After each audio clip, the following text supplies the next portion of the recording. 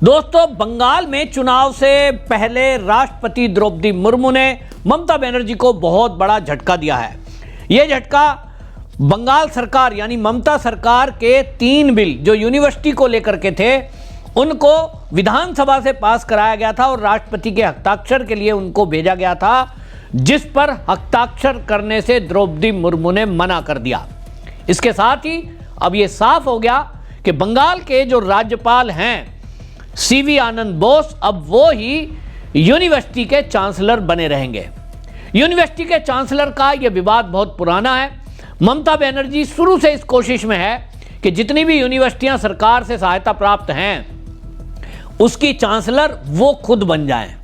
लेकिन भारतीय जनता पार्टी इस बात का ऑब्जेक्शन करती रही कि जिस तरह से शैक्षिक संस्थाओं का राजनीतिकरण किया जा रहा है और उनका फिर राजनीतिक लाभ अपने लिए सरकार करना चाहती है, इसके कारण वामपंथी विचारधारा के जो छात्र विंग है वो वहां आतंकवादियों के समर्थन में, कट्टरपंथियों के समर्थन में और यूनिवर्सिटी के अंदर नक्सलियों के समर्थन में हमेशा नारेबाजी करते हैं, पोस्टरबाजी करते हैं। यहां तक कि जादव यूनिवर्सिटी का तो नाम भी बदलकर हिडमा यूनिवर्सिटी रखने का काम जो वामपंथी छात्र दल हैं उन्होंने किया था।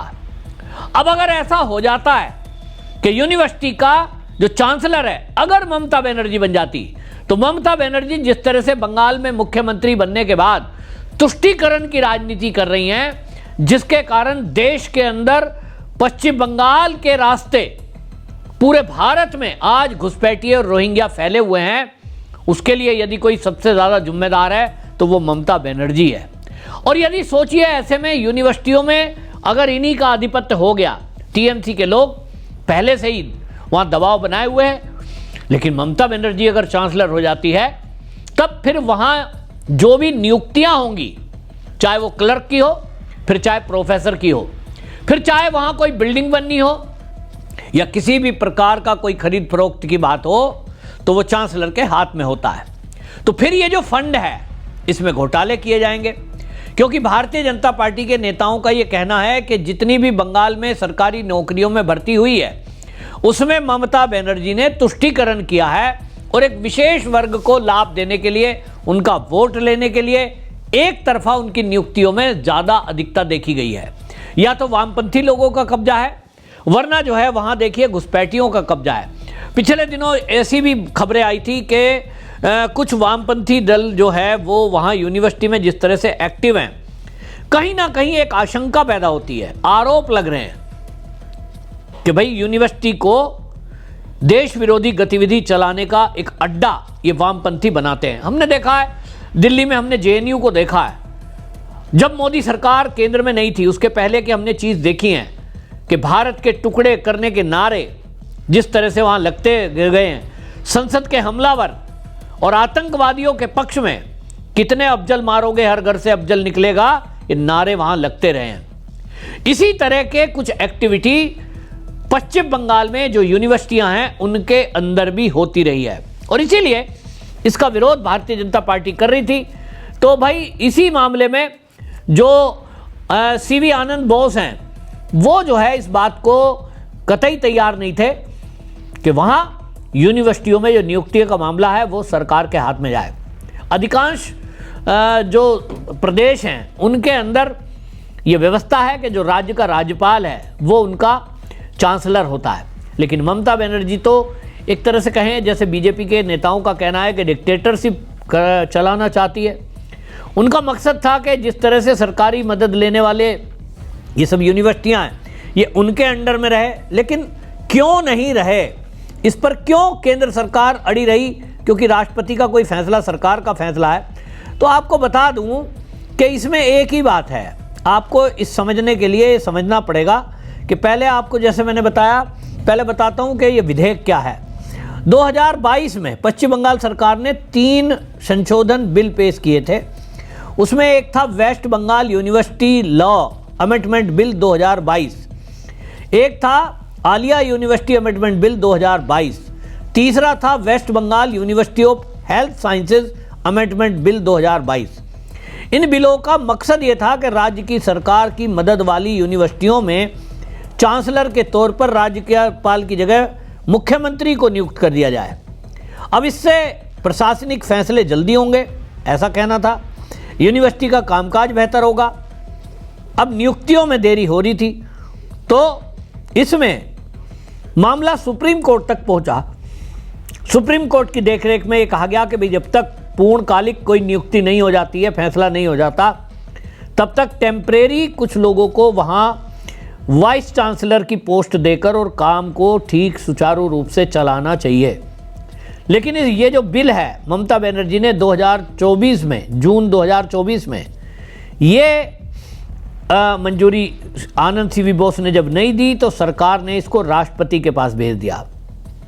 अब राष्ट्रपति के पास भेजा तो 15 दिसंबर 2025 को राष्ट्रपति द्रौपदी मुर्मू ने इन तीनों बिलों को मंजूर करने से इनकार कर दिया और अनुमति नहीं दी। इसका मतलब सीधा होता है कि अब जो राज्य के राज्यपाल हैं वो ही इसके मालिक रहेंगे, यानी चांसलर रहेंगे। जैसा मैंने आपको बताया कि ये जो जिस तरह की चीज़ें हो रही हैं, इसमें एक्टिविटी जो वहाँ चल रही थी उस सब को देखते हुए ये सब चीज़ें तय हुई कि यहाँ ये जो एक्टिविटी है, देश विरोधी एक्टिविटी यूनिवर्सिटी में, और बढ़ोतरी हो जाएगी अगर वामपंथियों के हाथ में ही सारा कुछ आ जाएगा। जादवपुर यूनिवर्सिटी का आपको मैं कुछ याद दिलाता हूँ। याद करिए वहाँ कैसी घटनाएं होती हैं। वहाँ ईद मनाने की छूट दी गई। कैंपस में जो स्टूडेंट हैं उन्होंने ईद मनाई, तो जो हिंदू स्टूडेंट हैं उन्होंने भी कहा हम रामनवमी भी मनाएंगे। लेकिन क्योंकि विवाद था और वाइस चांसलर जो थे वो ममता बनर्जी के इशारे पर काम कर रहे थे, तो रामनवमी मनाने की अनुमति नहीं दी गई। इसी तरह जादवपुर यूनिवर्सिटी के कैंपस में ही फ्री फिलिस्तीन और आज़ाद कश्मीर के नारे लगाए गए, पेंटिंग लगाई गई। दूसरा उदाहरण है विद्यासागर यूनिवर्सिटी का। वहाँ एक पेपर परीक्षा में एग्ज़ाम हो रहा है और उसमें जो पेपर बनाया गया, निश्चित रूप से प्रोफेसर बनाते हैं, तो उसमें पेपर परीक्षा में स्वतंत्रता सेनानियों को आतंकवादी बताया गया। अब ये चीज़ें निकलकर बंगाल से बाहर तक नहीं आती हैं, लेकिन मैं आप तक ये जानकारी पहुंचा रहा हूं ताकि आपको ये पता लगे कि असली में विवाद क्या है। ममता बनर्जी तो मीडिया में यही बोलेगी, देखो जी केंद्र अपने हिसाब से चला रहा है, मुझे संवैधानिक पोस्ट पर बैठने नहीं दिया जा रहा है, राज्यपाल जो हैं वो अपने हिसाब से राज्य को चलाना चाहते हैं, आदि आदि।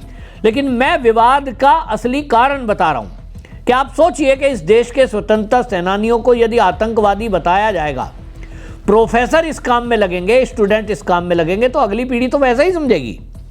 दूसरा आपको बताऊं, जादवपुर यूनिवर्सिटी का नाम बदलकर, ऐसा नाम उसमें उन्होंने प्ले कार्ड पे लिखा, उसका हिडमा नगर कर दिया।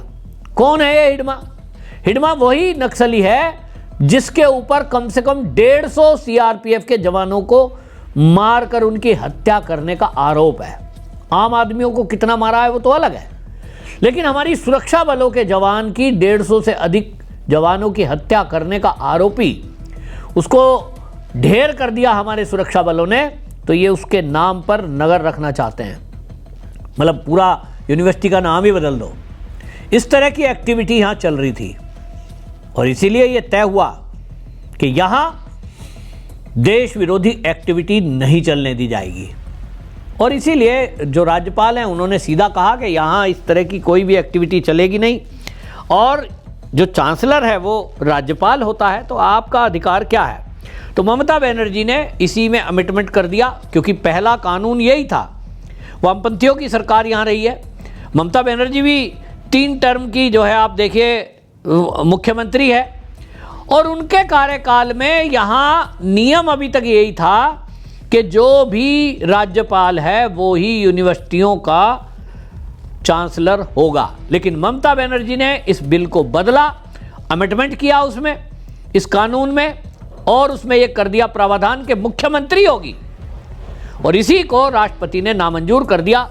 तो चुनाव के पहले जो ममता बनर्जी चाहती थी कि उन्हीं का अधिकार हो जाए, फिर कुछ लोगों को उसमें नियुक्ति की जाए, किन्हीं के नंबर अच्छे रख दिए जाएं, और उनको राजनीति में, यानी जो चुनाव आ रहा है उसमें प्रचार प्रसार में कैसे उसका उपयोग दुरुपयोग किया जाए, इसकी शायद प्लानिंग चल रही होगी। और इसीलिए मैंने कहा ममता बनर्जी को ये बड़ा झटका है कि ये जो राष्ट्रपति जी ने तीनों बिल को नामंजूर किया है, इसके बाद सीवी आनंद बोस जो राज्यपाल है वही यूनिवर्सिटी के चीफ रहेंगे, चांसलर रहेंगे।